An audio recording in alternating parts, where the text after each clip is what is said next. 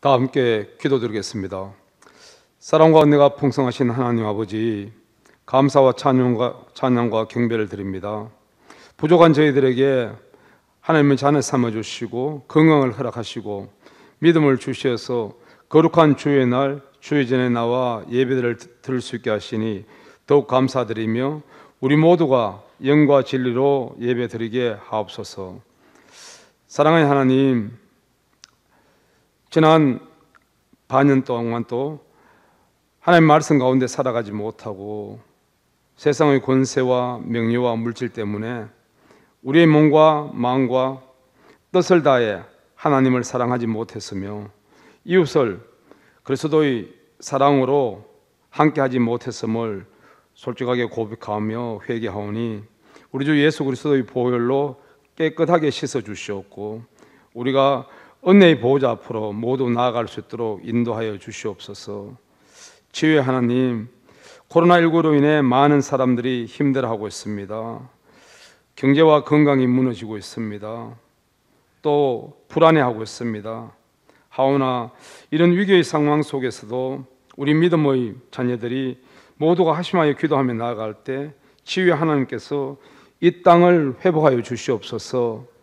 주님의 창조 섭리가 온전히 지켜지게 하옵시고 세상의 피조물들이 주님의 사랑을 알아가게 하옵소서. 하나님 아버지, 성도들의 건강과 믿음을 지켜주시옵고 예배의 기쁨을 누릴 수 있는 날이 하루속히 돌아올 수 있도록 역사하여 주시옵소서.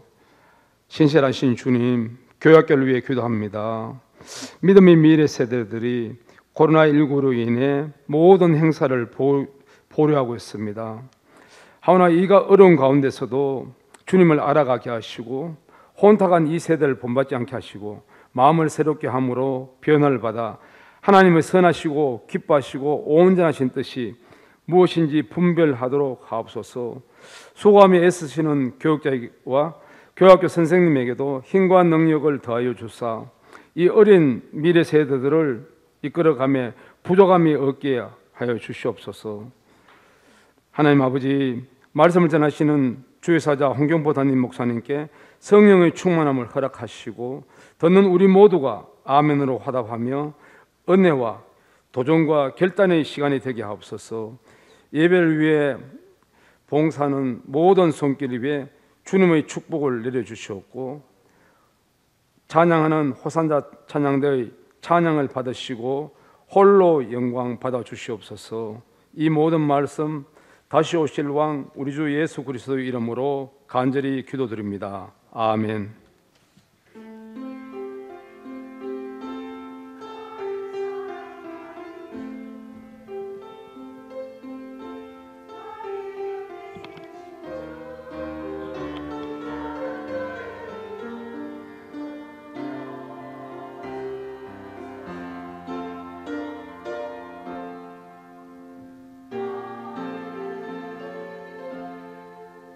말씀 함께 받도록 하겠습니다.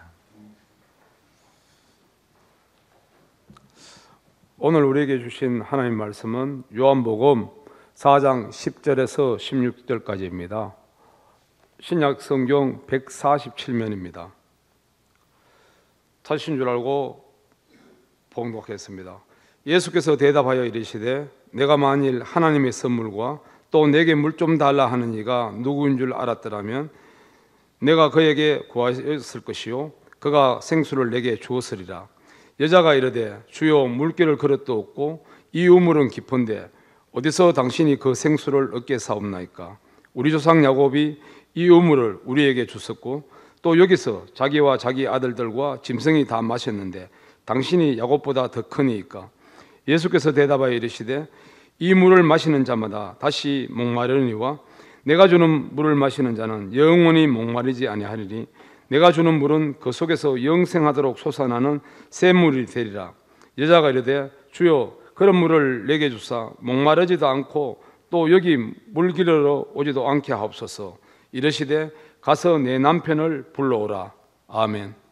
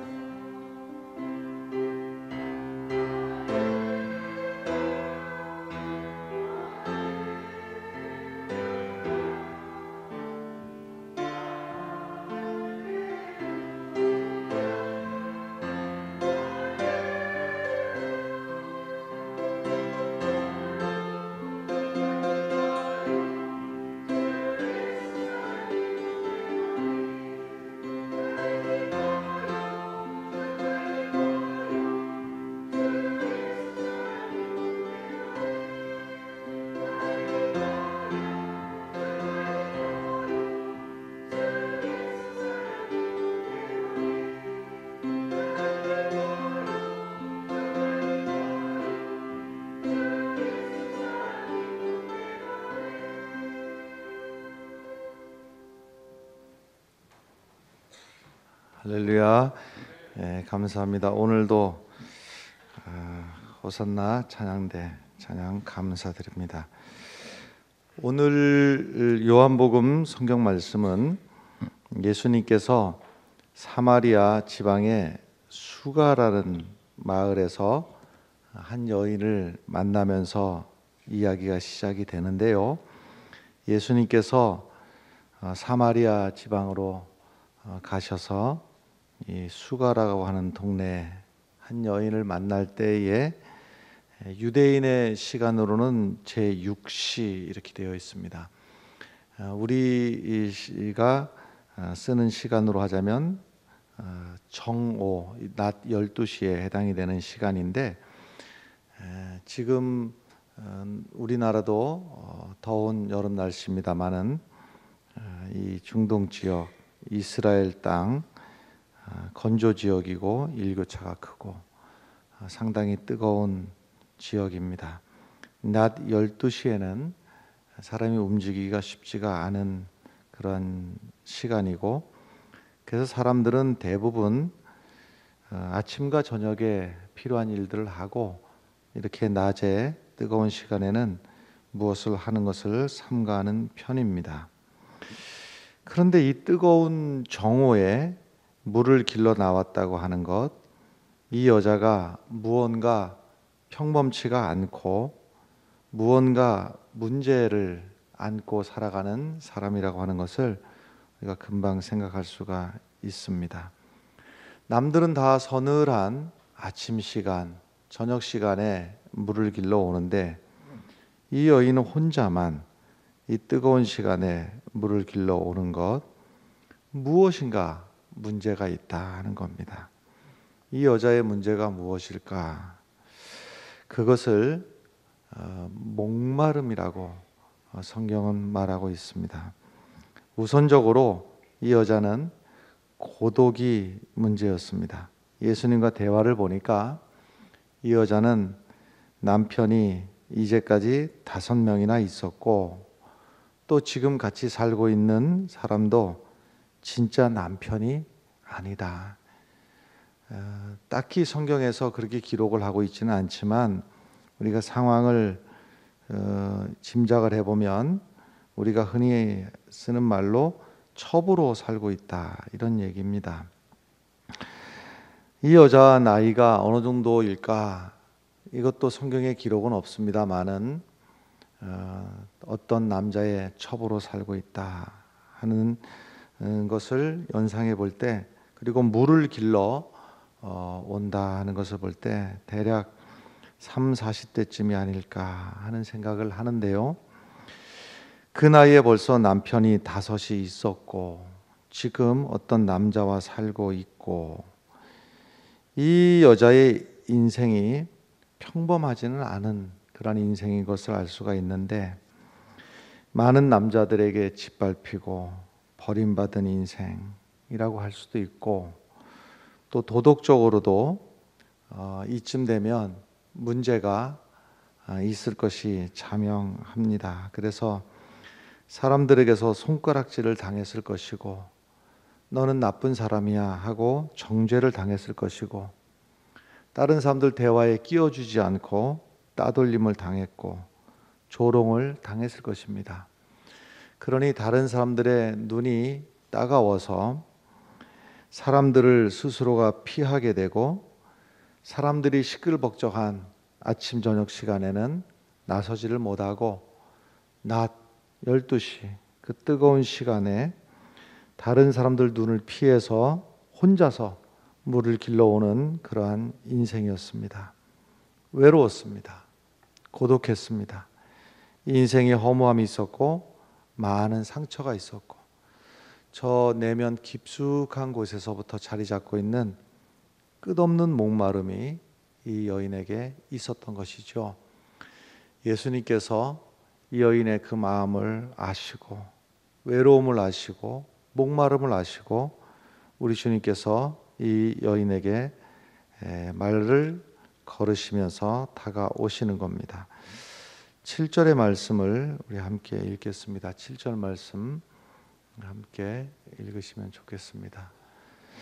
사마리아 여자 한 사람이 물을 기르러 왔음에 예수께서 물을 좀 달라 그랬습니다.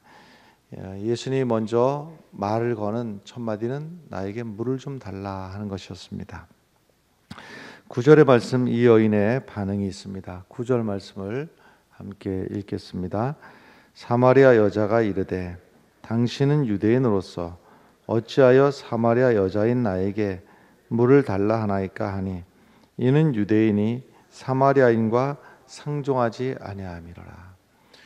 본래 유대인들은 사마리아 사람들하고는 말도 섞지 않고 상대를 하지 않고 사마리아 사람들이 사는 동네를 지나가지도 않았습니다. 근데 예수님께서 오셔서 물을 좀 달라 하니 그러지 않아도 이 여인은 그저 평범하거나 아니면 안정된 그런 마음을 가지고 있는 정서 상태가 아니고 무엇인가 지금 마음에 편하지가 않은 그런 마음을 가지고 물을 길러 왔는데, 그것도 평상시에 멸시하던 유대인이 물을 좀 달라 하니까 유대인으로서 어찌해서 사마리아 여자인 나에게 물을 달라 하나이까. 이 말에 대해서 예수님께서 계속 10절에 말씀을 하십니다. 10절 말씀을 함께 읽겠습니다. 예수께서 대답하여 이르시되 내가 만일 하나님의 선물과 또 내게 물 좀 달라 하는 이가 누구인 줄 알았더라면 내가 그에게 구하였을 것이요 그가 생수를 내게 주었으리라. 아멘. 이 여인의 목마름을 아셨던 주님께서 이 여인에게 생수에 대한 말씀을 하시고 이 생수가 이 여인의 목마름을 해결해 줄 수 있는 생수가 있다 하는 말씀을 하시는 겁니다. 계속해서 13절 14절에서 이 생수가 무엇인지 예수님께서 설명을 해 주시는데요. 13절과 14절 연이어서 쭉 같이 읽겠습니다. 예수께서 대답하여 이르시되 이 물을 마시는 자마다 다시 목마르려니와 내가 주는 물을 마시는 자는 영원히 목마르지 아니하리니 내가 주는 물은 그 속에서 영생하도록 솟아나는 샘물이 되리라. 아멘. 예수님께서 내가 생수를 줄 수 있어 하고 말씀하시고 이 물은 먹는 자마다 영원히 목마르지 않게 될 것이며 그 속에서 영생하도록 솟아나는 그런 샘물이 있다 하고 말씀하십니다. 예수님께서 말씀하시는 이 생수는 예수 그리스도를 우리 삶에 영접함으로써 주어지는 생명과 또 기쁨과 평안 그리고 구원과 영생을 말씀해 주고 있는데, 여러분 우리가 예수를 믿음으로 말미암아서 우리에게 제일 먼저 주어지는 것이 죄 용서의 기쁨이고 구원의 기쁨입니다. 예수 그리스도를 통하여서 우리가 죄 용서함 받고 주님 주시는 기쁨을 회복할 때 내 안에서 진정한 평안이 주어지고 영생을 맛볼 수 있게 된다. 이러한 생수를 예수님께서 주실 수 있다 하고 말씀을 하시니까 이 여자가 이제 예수님께서 주시는 영원히 마르지 않는 생수를 달라고 청을 합니다. 15절의 말씀을 함께 읽겠습니다. 15절입니다. 여자가 이르되 주여 그런 물을 내게 주사 목마르지도 않고 또 여기 물길로 오지도 않게 하옵소서. 아멘. 예수님께서 영생하는 샘물이 있다 이렇게 말하니까 이 여자가, 이 여인이 나의 목마름을 해결해 줄 수 있는 그 물을, 그런 물을 나에게 주셔서 내가 다시 목마르지 않게 해주십시오. 또 그리고 여기 물길로 오지 않게 해주십시오 하고 말을 하는데, 사실은 얘기가 주고받고 이렇게 흘러가는 것 같습니다만은 사실은 다른 얘기를 서로 하고 있는 것입니다. 예수님께서는 영생하는 샘물이 있어 하고 예수님께서 하시는 말씀은 영적인 문제를 지금 말씀을 하시는데, 이 여인은 나에게 그런 물을 주셔서 물길로 오지 않도록 좀 해주십시오 하고 있는 겁니다. 이 여인은 지금 물질적인 것, 내가 지금 필요한 것, 그 물 다시 기르러 와야 되고, 먹으면은 또 와야 되고, 마시고 나면 또 와야 되고, 다 사용하고 나면 또 길러 와야 되는 이 물질적인 이 문제, 이 물을 예수님에게 말씀하고 있습니다. 어쩌면 당연한지도 모릅니다. 우리 인생 사는 것이 실제로 이 여인과 다르지 않을 수가 있습니다. 이 여인은 이 물질적인 문제, 우선 당장은 이 물이 내게 풍족하면 내가 이 더운 12시에 정오에 물을 길러 오지 않아도 되고, 다른 사람들이 나를 쳐다볼까 봐 그 따가운 눈을 신경 쓰지 않아도 될 것이고, 그래서 지금까지 살아왔던 방법이 물질적인 데서 어떻게 하면 내가 평안할까, 행복할까를 현실적인 것에서부터 찾기 시작했던 것이지요. 그래서 아마도 이렇게 지금까지 5명의 남자를 남편으로 두었던 것, 그리고 또 한 사람의 남편을 또 지금 두고 있는 것, 이것이 아마도 경제적인 문제였을 가능성이 높습니다. 어떤 남자에겐가 의지하지. 여기서 남자라고 하는 것은 물질의 문제, 먹고 사는 문제였겠지요.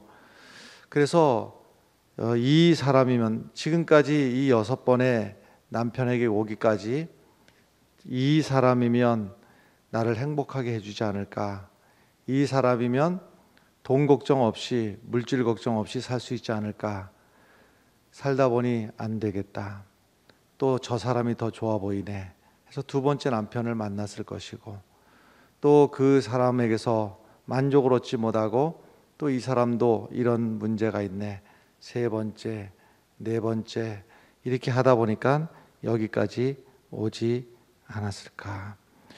그 남자들을 통해서 물질적인 필요를 채워보려고도 했고, 또 그리고 이 여인이 느끼는 외로움, 고독, 이것을 해결해 보려고 했습니다마는 오히려 이 일이 이 여인을 행복하게 했던 것이 아니라 오히려 다른 사람들이 손가락질하고 저 여자는 뭔가 이상한 여자야, 문제가 있어, 도덕적이지 못해, 어쩌면 저렇게 보는 남자들에게마다 저렇게 꼬리를 쳐가지고서는 저렇게 문제를 일으키나 하고, 때로는 사람들에게 손가락질을 당하게 되었고 조롱을 당하게 되었고 돌에 맞는 일도 있었을 것이고, 그래서 내 삶의 만족을 얻으려고 더 풍요롭게 살기 위해서, 더 행복하게 살기 위해서 몸부림을 쳤던 것이 오히려 이제 와서는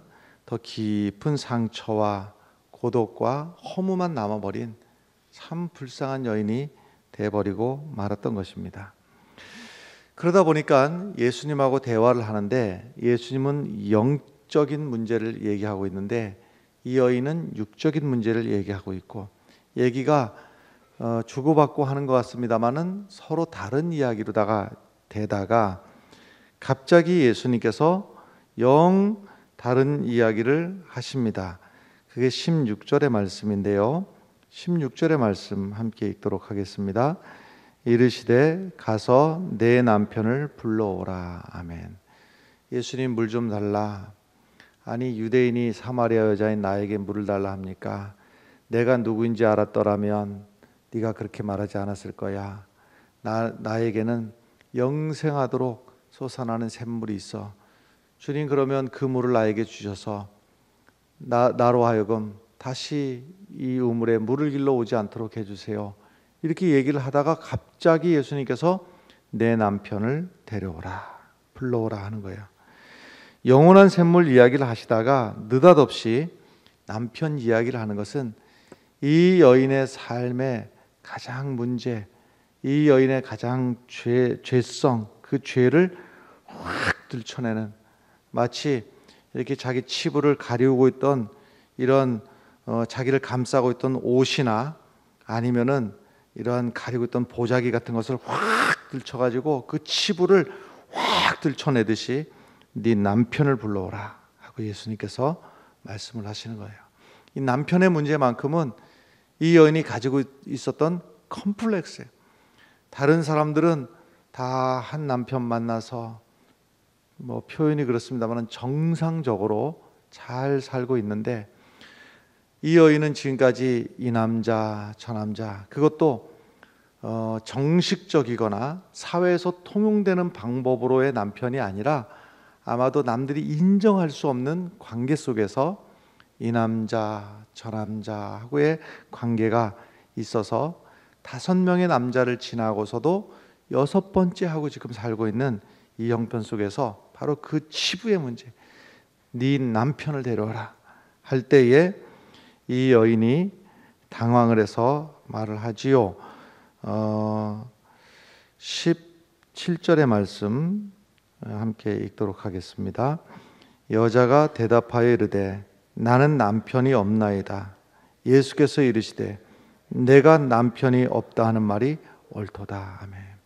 이 여인은 5명의 남자를 거치고 6번째 남자와 살고 있으면서도 남들 앞에 이 사람이 내 남편이라고 떳떳하게 드러낼 수 없는 그러한 애매모호한 관계성을 가지고 있는데, 예수님이 네 남편을 데려오라 하니까 이 여자가 대답하되 나는 남편이 없나이다 이렇게 대답을 할 수밖에 없었고요. 예수님께서 그 말에 대해서 남편이 없다 하는 말이 옳다 하고 예수님께서 말씀하십니다. 18절의 말씀 계속 예수님의 말씀입니다. 계속 읽습니다. 너에게 남편 5이 있었고 지금 있는 자도 내 남편이 아니니 내 말이 참되도다. 아멘. 예수님께서 지금 이 짧은 말씀에서 하시는 말씀은 네가 삶의 목마름을 해결하기 위해서, 삶의 문제를 해결하기 위해서 한 남자, 2남자, 5명의 남편을 만났고 6번째 남편을 만나고 살고 있지만, 그렇게 많은 남편들이 너의 삶의 목마름을 해결해 주더냐 하는 겁니다. 이 여인이 한편으로다가는 굉장히 당황스러웠을 것이고 아마 예수님에 대해서 경외감을 가질 수도 있었을 것입니다. 섬뜩했을 거예요. 어떻게 이분이 아실까? 나는 가리우려고 다른 사람에게 드러나지 않도록 하기 위해서 남들 눈에도 안 띄게 이 뜨거운 정오에 물을 길러 오는데, 예수님께서 바로 그 감추고 싶었던 치부, 다른 것만은 몰라도 이것만큼은 얘기하고 싶지 않았던 너에게는 남편 5이 있었고 6번째도 네 남편이 아니다 하는 이 말 속에서 이 여인은 아마 파노라마처럼 쫙, 그래 내가 인생의 목마름을 해결하기 위해서 이렇게 많은 남자를 만났고 6번째 지금 살고 있는 이 남편마저도 내 삶의 목마름을 해결해 주지 못하고 만족시켜 주지 못하는구나, 이 깨달음 속에서 이 여인이 예수님에게 계속 말을 합니다. 19절의 말씀 계속 읽겠습니다. 여자가 이르되 주여 내가 보니 선지자로소이다. 아멘. 이 말씀은 당신이야말로 나의 목마름을 해결해 줄 수 있는, 어쩌면 내 목마름이 무엇인지를 알고 계시고 내가 얼마나 갈급해하고 있는지도 당신은 아실 분이시고 선지자이시니까 나를 좀 도와주시고 내 목마름을 좀 해결해 주시고, 내가 살기 위해서 발버둥 치면서 돈이면 좀 내가 목마름이 해결될까? 나에게 물질적인 지원이 되는 것이 누구일까? 이 5명, 6명을 걸치면서 내가 물질적인 문제로 해결함을 받고자 했는데 사람에게서도 물질에게서도 목마름의 문제를 해결하지 못하고 살았는데 당신께서 내 목마름의 문제를 해결해 주십시오. 그러다가 갑자기 또 이 여인도, 예수님도 생수 이야기를 하다가 갑자기 남편 이야기를 하는데, 이 여인도 이제 또 남편 이야기를 또 서로 주고받는 것 같지만 갑자기 예배에 대해서 이 여인이 질문을 불쑥하고 하게 되는데, 20절의 말씀 함께 읽겠습니다. 20절 말씀입니다. 우리 조상들은 이 산에서 예배하였는데 당신들의 말은 예배할 곳이 예루살렘에 있다 하더이다. 지금 물 얘기하다가 남편 얘기로 넘어와서 또 이 여인이 갑자기 예배 얘기를, 우리 조상들은 이 산에서 예배했는데 유대인들은 또 예루살렘에서 예배해야 된다고 하고 어디서 예배해야 되는 겁니까? 하고 예배 얘기를 난데없이 하는 거예요. 여러분, 예수님께서 이 여인에게 내 남편을 불러오라 하는 이 말씀 앞에 이 여인의 치부를 드러내고, 네가 너의 삶의 만족을 위해서 남들이 손가락질을 하든지 말든지, 남들은 비난을 하든지 말든지, 이 5명의 남편, 6명의 남편을 통해서 목마름을 해결하려고 했는데 과연 그것으로 목마름이 해결이 되었느냐? 그 결과로 오히려 많은 사람들에게 손가락질을 당하고 외면을 당하고 이 정오의 물을 길러 올 수밖에 없는 그 처지가 되지 않았느냐? 내 남편을 불러오라 할 때에 나는 남편이 없나이다 이렇게 말할 수밖에 없지 않느냐? 떳떳하게 남들 앞에서 이 사람이 내 남편이라고 내놓을 수도 없는, 남들이 인정할 수 없는 그러한 생활을 하고 있지 않느냐? 예수님께서 이 여인의 죄를 드러내시고, 이 여인의 죄를 드러내신 것은 이 여인을 정죄하고 이 여인에게 책망을 하시기 위해서가 아니고, 내가 너의 갈급함을 안다. 내가 너의 문제를 알고 있고 내가 네 인생의 목마름을 알고 있다. 내가 너로 하여금 목마르지 않는 영생하는 샘물을 너에게 주고 싶다. 여러분, 이것이 예수님께서 이 여인에게든지 우리에게든지 다가오시는 방법입니다. 세상 모든 사람이 비난을 할지라도 예수님께서는 나는 너를 비난하지 않는다. 다른 어떤 사람들이 다 손가락질하고 욕할지라도 예수님께서 우리에게 찾아오시는 이유는 비난하시기 위해서가 아니라 살 길을 주시기 위해서, 우리를 피할 길을 주시기 위해서, 우리로 하여금 그 죄악에서 벗어나서, 목마름에서 벗어나서 주님 주시는 영생하는 샘물을 누리도록 하시기 위해서 예수님께서 우리들에게 오시는 줄로 믿습니다. 예수님께서 이 여인의 죄를 책망하지 아니하시고 오히려 이 여인으로 하여금 닫혔던 마음의 문을 열게 하고 그 스스로를 싸매 두었던 그 감옥으로부터 벗어날 수 있도록 예수님께서는 이 여인에게 새 생명의 길로 나오라고 인도를 하고 계시는 거예요. 그러면 이 여인이 왜 갑자기 예배 얘기를 갑자기 뿔쑥 꺼냈을까? 바로 그거예요, 여러분. 무엇인가 하면, 여러분, 우리가 죄에 매여 있다가, 그리고 죄에 매여 있다 보니 어떠한 방법으로도 내 인생에 이 목마름의 문제를 해결하지 못하고 있다가 우리의 마음속에서 주님께서 주시는 용서, 나는 너를 정죄하지 않는다 하시는 주님의 따스한 음성을 내 마음속에 받아들였을 때 나타나는 첫 번째 현상이 무엇인가 하면 예배하고 싶은 거예요, 여러분. 그러니까 우리가 죄에 매여 있다 보면 그 드러나는 증상이 하나님과 단절이 되고 하나님과 멀어지게 되고 하나님의 낯을 자꾸 피하게 되고 하나님 앞으로 나아가는 것이 꺼려지는 거예요. 죄악이 무서운 것이 하나님하고 자꾸 멀어지는 거예요. 하나님하고 단절이 되고 하나님의 낯을 피하게 되고 자꾸 숨게 되고 이렇게 되는 거예요. 그런데 어느 날 문득 내게 찾아오신 주님께서 나는 너를 정죄하지 않는다. 내 목마름을 내가 알고 있다. 얼마나 갈급한지 내가 알고 있는데 내가 주는 생수는 영원히 목마르지 아니하리라 하는 주님의 이 사랑, 주님의 죄의 용서, 주님의 따스함을 경험해 본 사람이 첫 번째 나타나는 그 증세가, 첫 번째 반응이 무엇이냐면 예배하고 싶은 거예요. 우리의 영은 하나님 앞에 예배하고 싶거든요. 근데 그 철천지 죄가 하나님과 우리 사이를 갈라놓았고 하나님의 낯을 피하게 하고 도망가도록 만들어버린 거예요.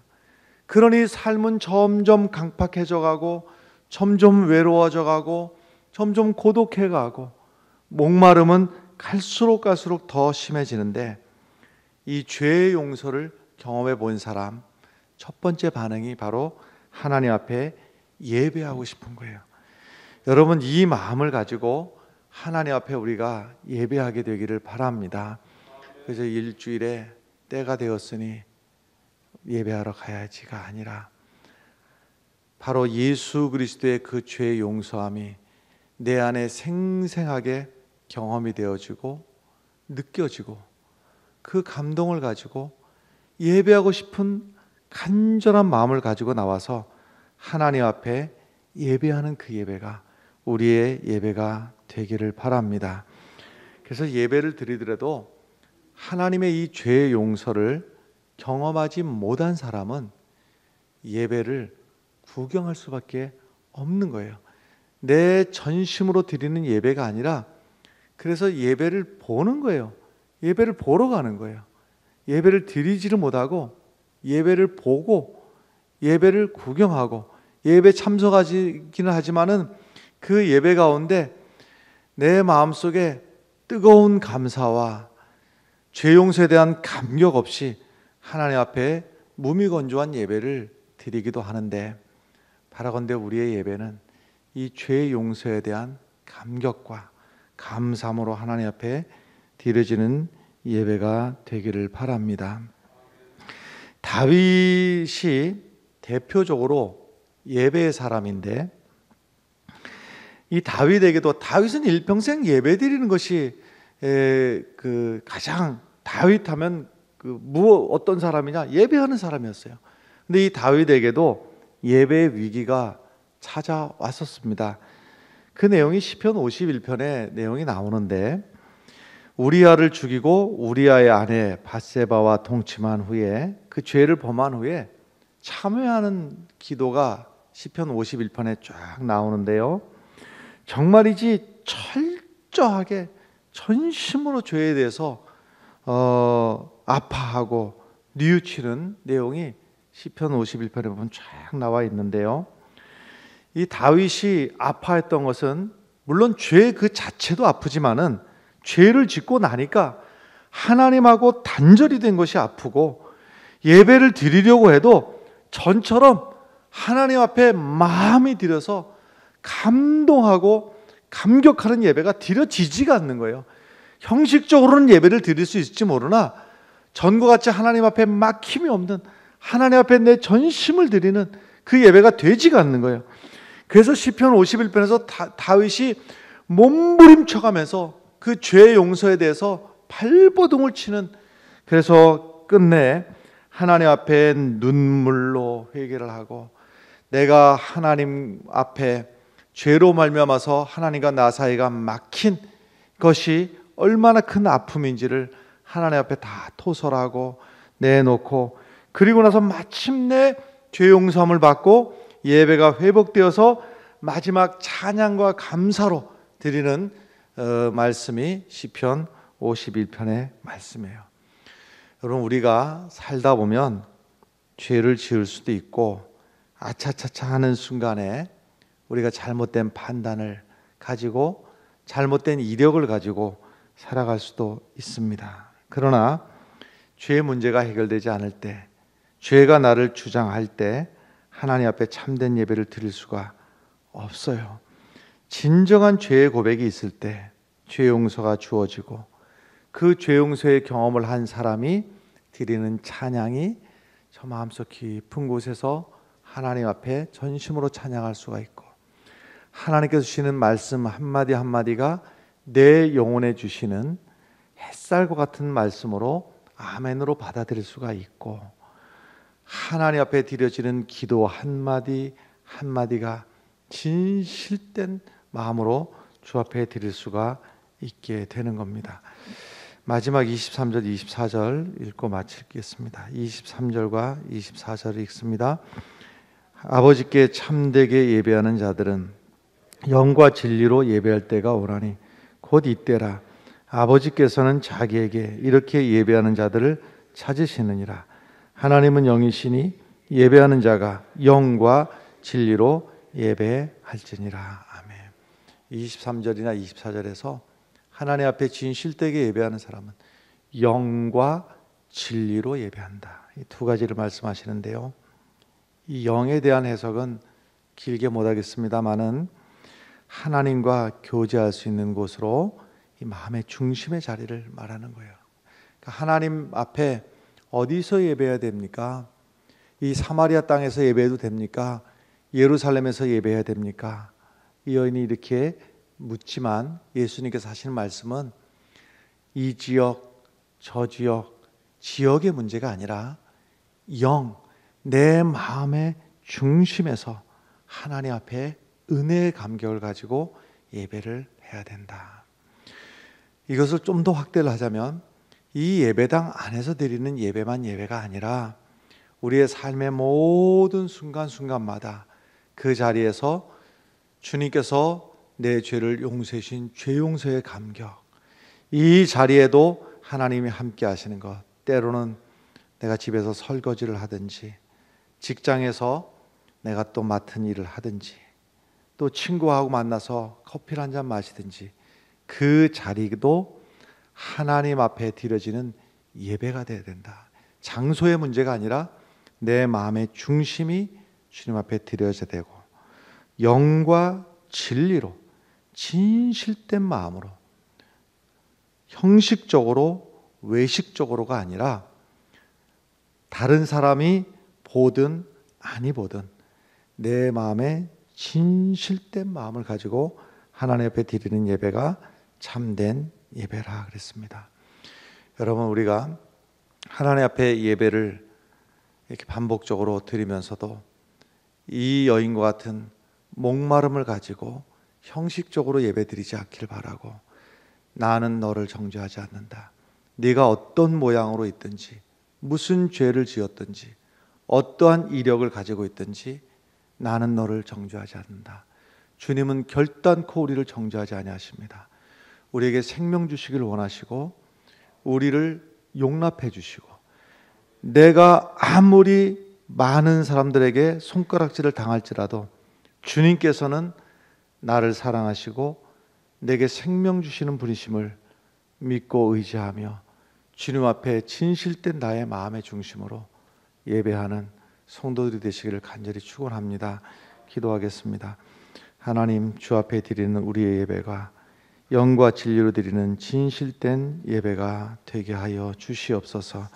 예수님 이름으로 기도합나이다. 아멘. 하나님 아버지의 크신 사랑과 성령님의 역사하심이 주의 사랑하는 모든 성도들 머리 위에, 저들의 가정과 일터 위에, 자녀들 위에, 이 나라와 이 민족 위에, 흥의 제일교회 위에 이제로부터 영원토록 함께 하시기를 간절히 축원하옵나이다. 아멘.